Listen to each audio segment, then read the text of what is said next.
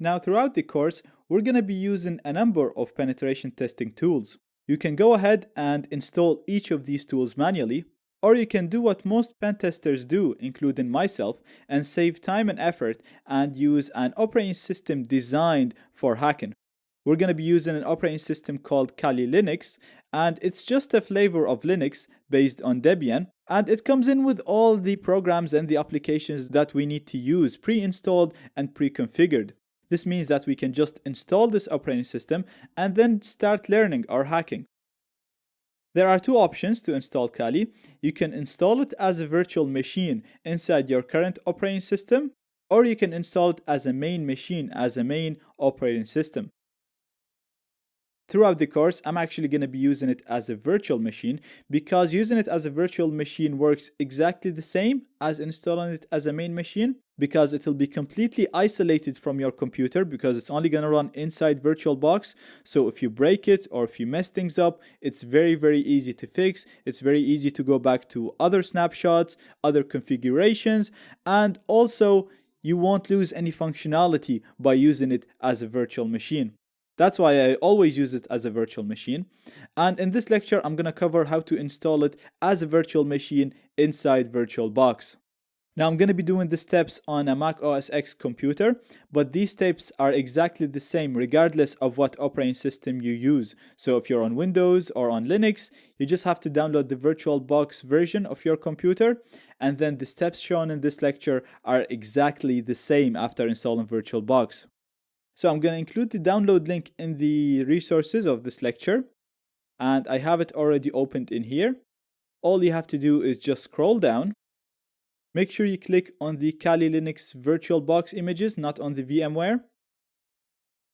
And then download the version of Kali that's compatible with your system. So if you have a 64-bit computer, download the 64 bits. If you have the 32 bits, download the 32 bits. Now, one click on this will start the download for you.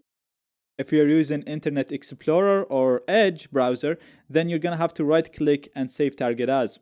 On Chrome and Firefox, you can just click the link. Now, this is downloading for me, and I'm going to stop it because I've already downloaded it.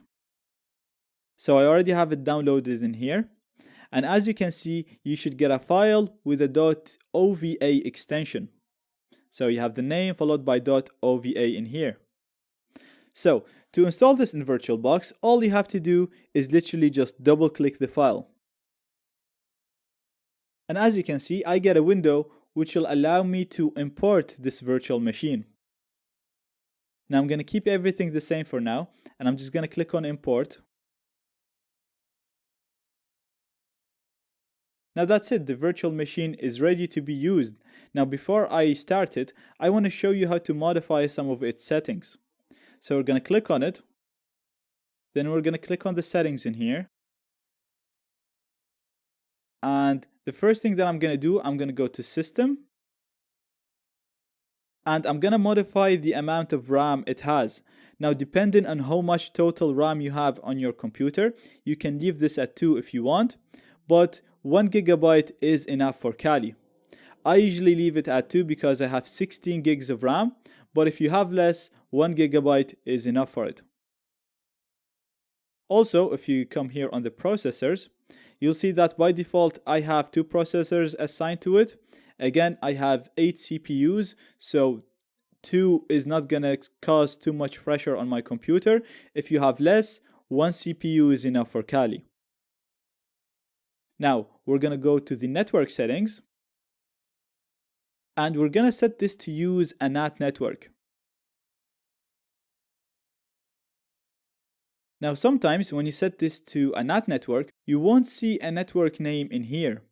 If you don't, please check out my link in the resources, and it will show you how to create a NAT network. For me, it already has a NAT network, so I'm going to keep it on this one. And what this setting basically does is it's going to create a virtual network where my host machine, which is my Mac OS X computer in here, is going to be the router for this network.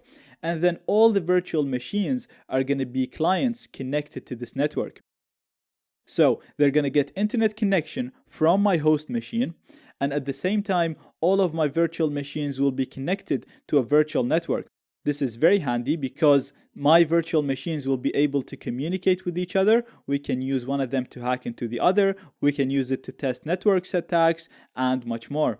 So it'll first allow my virtual machines to have internet connection. It'll also allow them to communicate with each other. And it'll do all of this through a virtual network. It will not use any of your wireless adapters or any of your wireless cards. It'll create a virtual Ethernet network. So as far as the virtual machines concerned, they're gonna think that they're connected to a network through a wire.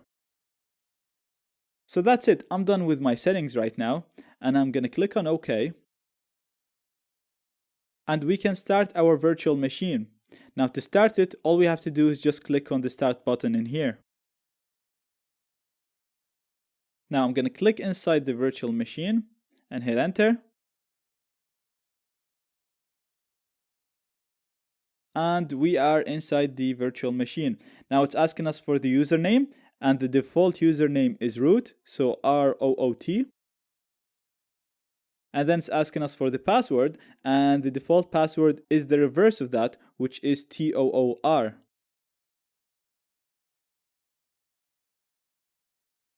And that's it. Now I'm inside my virtual machine. Now, since we installed this using the ready image, we can just click on this on the green button here, or we can go to view full screen, and we'll be able to go in full screen, and the screen will resize automatically to the size of our screen. Now note in here, you should actually see a network icon because we set this machine to use a NAT network. Since we don't have a network icon, this means that this machine didn't get connected to the NAT network. So if I open my browser in here, you'll see that it's not connected to the internet. To fix this issue, we're just going to go all the way to the top. This is going to display our menus. We're going to go to Devices, Network, and we're going to click on Connect Network Adapter. You only have to do this once, and then the virtual machine will automatically connect to the NAT network. Now once you do this, if you give it a few seconds, you see that I have a network icon appearing in here. And if I click it, you'll see it looks like I'm connected to a wired network. As you can see in here, it says wired connected. So Kali thinks it's connected to a wired network. Now if I just click try again in my browser, you'll see that I have internet access. So that's it. That shows how to install Kali Linux as a virtual machine. Don't be intimidated by this new operating system. We're going to go through the basics and we're going to use it a lot. And it's actually going to become very easy for you to use. Also, like I said, you won't lose any functionality when you install Kali Linux as a virtual machine. It's actually better to install it as a virtual machine because it's completely isolated from your computer and it'll be very easy to fix if things go wrong. Keep in mind, installing this on different hardware and different computers might show you some errors and some issues. So please, if you have any errors, just add them in the discussions and I'll help you resolve them.